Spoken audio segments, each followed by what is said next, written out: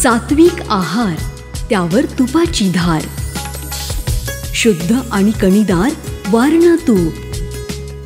नमस्कार, पुन्हा एकदा स्वागत आहे तुमचं प्रसार माध्यममध्ये. जसं की मी मगाशी म्हणलं की कोल्हापूरचा प्रथम मानाचा गणपती असलेलं मंडळ म्हणजे श्री तुकाराम माई तालीम मंडळ, आणि याच तालीम मंडळाचे कार्यकर्ते माझ्यासोबत आहेत आणि आपण त्यांच्यासोबत गप्पा मारणार आहोत आणि त्यांच्यासोबत बऱ्याच गोष्टी जाणून घेणार आहोत. जी आमची संस्था ज्या इमारत ज्या जागेत उभा राहिल्या त्या ग्रस्तांची संस्था आहे तुकाराम विठू माळी. त्यांनी ही संस्थेसाठी जागा उपलब्ध करून दिली. त्यांचं एक संस्थेवर प्रेम होतं म्हणून आम्ही त्यांचं नाव तुकाराम माळी तालीम मंडळ ह्या नावाने आम्ही ही संस्था स्थापन केली.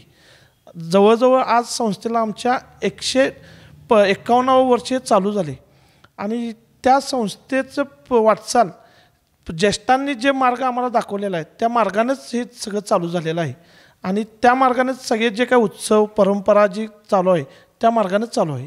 प्रथम मानाचा गणपती आम्ही पहिल्यांदा बघतो किंवा विसर्जनाच्या वेळेला बघतो, तर हे प्रथम मानाचा गणपती कधीपासून सुरू झाले? साधारणतः 1960 या काळी जनसेवा दल आणि दक्षता कमिटी अशा 2 कमिट्या होत्या. त्या कमिट्यामध्ये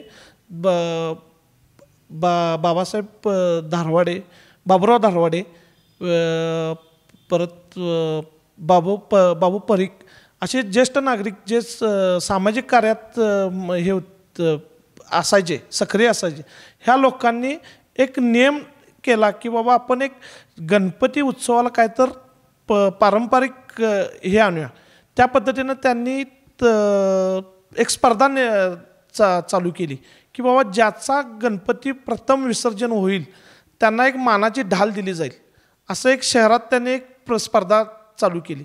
त्या स्पर्धेच्या माध्यमातून तुकाराम माई तालमीची ही परंपरा चालू झाली. त्यानंतर त्यांच्या पश्चात पोलीस प्रशासनाला हे उपक्रम हे झाला आणि पूर्ण प्रशासनाला याचा एक चांगला उपक्रम राबवल्याबद्दल त्या उपक्रम हा कंटिन्यू करण्यासाठी पोलीस प्रशासन असेल किंवा कलेक्टर ऑफिस असेल यांनी सगळ्यांनी शासकीय नियमानुसार ह्याला मान्यता दिली की बाबा हा प्रथम मानाचा गणपती श्री तुकाराम माई तालमीचा असावा आणि होईल. ह्या पद्धतीनं त्यांनी एक अध्यादेशच काढल्यासारखा एक विषय केला.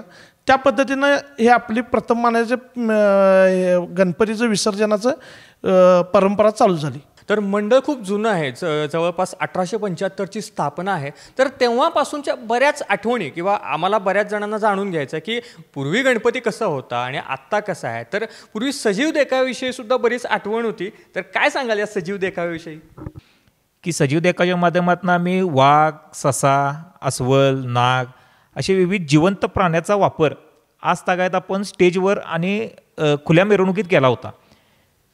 त्याचबरोबर रेड्याच्या तोंडातून वध ऐकणे किंवा ज्ञानेश्वराने मुक्ताईनं त्यांनी जी तुमची भिंत चालवली ती असे तांत्रिक देखावे किंवा 2000 साली कोल्हापुरातली पहिली फायबरची मूर्ती, शाहू महाराजांच्या रूपातली पहिली फायबरची मूर्ती ही तुकाराम माई तालीम मंडळानेच केली.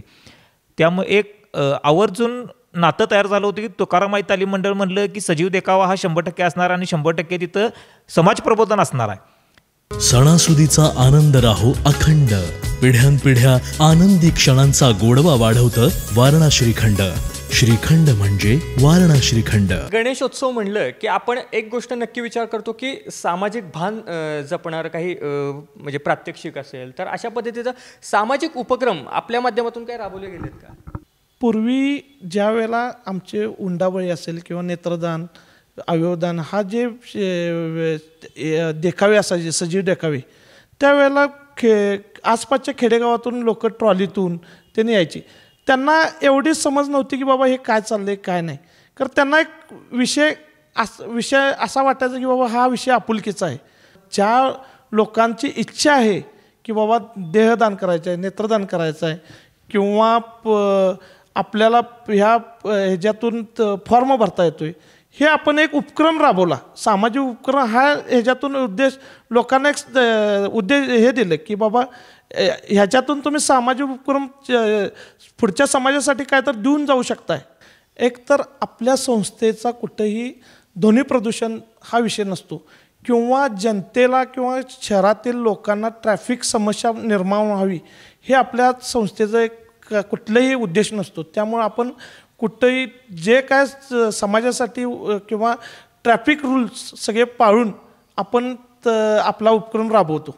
आणि गणेशोत्सवापुरती आमची संस्था जे काय प्रशासनानं नियम घालून दिलेले आहेत त्या नियम पाळते किंवा त्या नियमाप्रमाणेच सगळं व्यवस्थित उपक्रम राबवते. मी मगाशीच तुमच्या मंडळाच्या एका म्हणजे मंडळाच्या खोलीमध्ये गणपती आणि पीर एकत्र बघितलं, तर त्याच्या मागचं रहस्य काय आहे नेमकं? गणपती हा तालमीचा तुकारामाई तालमीचा गणपती हा कोल्हापुराचा प्रथम मानाचा गणपती म्हणून संबोधला जातोय. आणि आपल्या तालमीच्या आराध्य दैवत म्हणून आम्ही हजरत चांदसाहेब पंजाची प्रतिष्ठापना गेली पूर्वजांच्यापासून करत आलेलो आहोत आजपर्यंत. दोन्ही सण आम्ही हिंदू मुस्लिम सर्वजण आमच्या भागातले नागरिक एकत्र येऊन मोठ्या प्रमाणात अतिमोठ्या प्रमाणात साजरा करतो.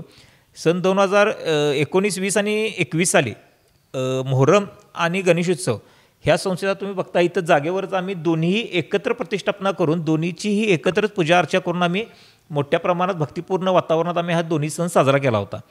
आणि गणपतीचं वैशिष्ट्य म्हणलं तर आपली जी पालखीतली जी मूर्ती आहे ती कोल्हापूरच्या राजेशाही थाटापासून कोल्हापूरच्या ज्या परंपरा आहेत, ज्या वेगळे वैशिष्ट्य आपल्या कोल्हापूरचं आहे ते सर्व वैशिष्ट्य आपल्या गणपतीच्या मूर्तीमध्ये आहे. मग ती राजेशाही पगड्या असू दे किंवा गळ्यातला कोल्हापुरी आपला जो दागिना आहे, कोल्हापुरी साज म्हणून प्रसिद्ध दागिना आहे, त्याचं एक रूपांतर आपण बारक्या हारामध्ये करून आपण गणपतीच्या गळ्यामध्ये त्याचं हार घातला जातो आहे. आणि पगडी ही कायमस्वरूपी आपल्या गणपतीला प्रतिष्ठा हे केलेलं आहे. मूर्ती ही प्युअर शाडूची आहे. आणि आपले तालमीचे जे कार्यकर्ते आहेत केतन पायमल यांनी स्वतः ती बसून मूर्ती तयार केलेली आहे. आणि ही मूर्ती ज्यावेळी आम्ही विसर्जन करतो आहे त्यावेळी कोविडमध्ये 4-5 वर्ष आपण ती मूर्ती एका विशिष्ट कुंडामध्ये विसर्जन केली. मूर्ती विरघळल्यानंतर त्यातनं जी शाडू शिल्लक राहते ती शाडू आपण पुन्हा त्याच कुंभाराकडे देऊन ती पुन्हा त्या मातीत आपण मूर्ती घडवून घेतलेली आहे. आणि मूर्ती प्युअर शाडू जी नैसर्गिक कलरपासून रंगवलेली मूर्ती आहे.